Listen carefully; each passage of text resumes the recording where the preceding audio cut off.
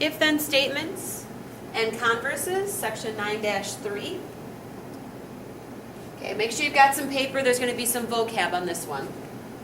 Example of an if-then statement or a conditional statement. So you can call them either one. This would be an example. If it is winter, then it is likely to snow. Okay, conditional statements or if-then statements have two parts. There's the hypothesis and the conclusion. The hypothesis is the statement after the if. The conclusion is then the statement after the then, or just the second part of the statement if the then word is not written there. Okay, sometimes it's there, sometimes it's not. The if will always be there. All right, so just look for the statement after the if. That's your hypothesis. The rest is your conclusion. So in our original statement, if it is winter, then it is likely to snow. Our hypothesis is it is winter.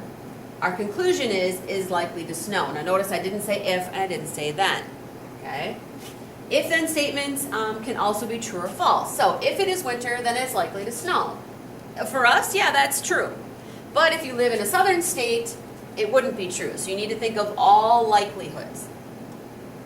All right, here's another example. If there's an advisory period, then it is Tuesday.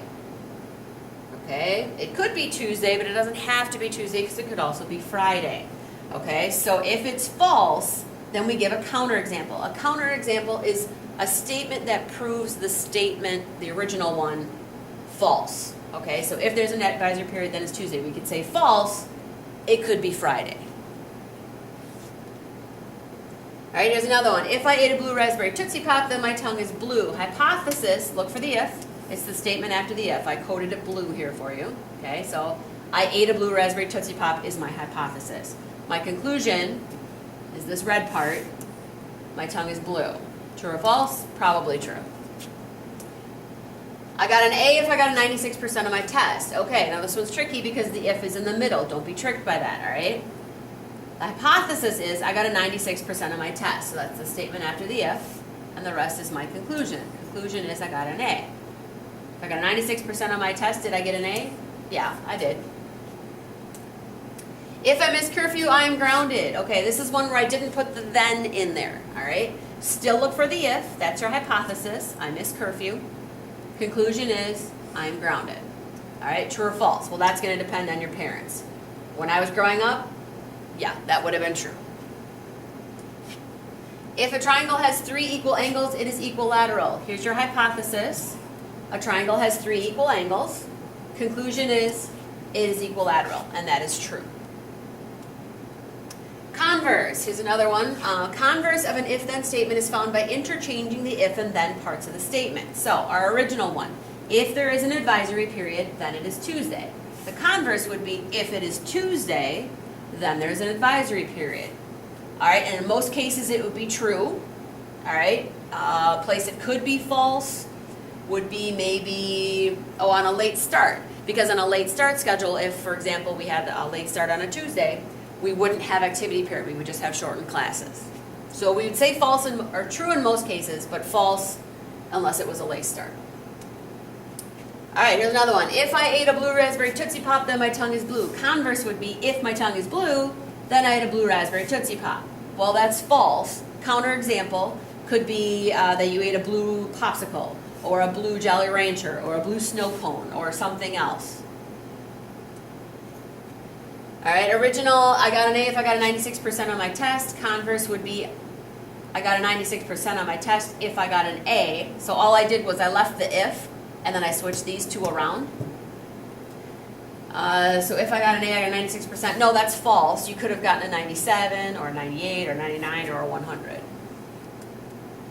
If I miss curfew, I'm grounded. Okay, so switch these two around. So if I'm grounded, I missed curfew. You could also just move the if over here. So I missed curfew if I'm grounded. Okay? And this would be false. If I'm grounded, I missed curfew. No, you could be grounded for some other reason. Pythagorean theorem. If a triangle is a right triangle, then a squared plus b squared equals c squared. Of course, where the a and b are the legs and c is the hypotenuse. Okay? Converse would be a triangle is a right triangle if a squared plus b squared equals c squared. Okay, well what does that mean? That means if I give you 3 lengths okay? Converse would be if a squared plus b squared equals c squared, then the triangle's a right triangle. So the lengths of the sides of a triangle are given. Is it a right triangle? How do you know? Well, you know this would be the hypotenuse if this was a right triangle, but also a squared plus b squared has to equal c squared. So in your calculator, you just go a squared plus b squared, does it equal c squared? Well, in this case, yes, because 15 squared plus 20 squared equals 25 squared, or 225 plus 400 equals 625. That's true, so this is a right triangle.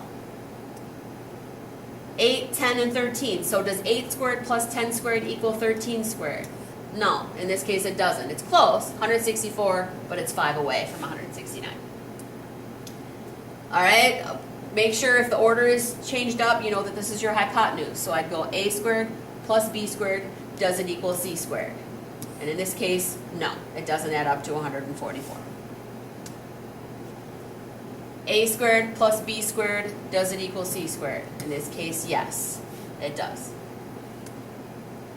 All right, another one, we have the zero product property. If a product of factors is 0, one or more of the factors must be 0. So in other words, if a times b equals 0, then either a is 0 or b is 0. Because any other numbers, when you multiply them together, would not get you 0 unless one of them is 0. So for example, we have x times x minus 4 equals 0. So either, let's use black. So either x has to equal 0 or x minus 4 has to equal 0. One of those has to be true. This one's solved. This one, if I add 4 to both sides, now it's solved. So either x has to equal 0 or x has to equal 4 for this to be true. All right? And the reason why is if I put 0 in there, it was x times x minus 4. If I put in 0, well, 0 times negative 4 is 0. If I put 4 in there, 4 minus 4 is 0, and 4 times 0 is 0. Those are the only two numbers it works for. If I put any other number in there, it's not going to equal 0. So either x is 0 or x is 4. Same thing here. I'm going to split it. Either 2x equals 0 or x plus 5 equals 0. So in this one, I divide by 2. So x is 0, or if I solve this one for x would be negative 5. If one of those is true, then that whole thing's going to equal 0. Okay, again, you split it. You got 3x equals 0, or x minus 7 equals 0. So divide by 3. Either x is 0, or x is 7. Okay, that's our last one.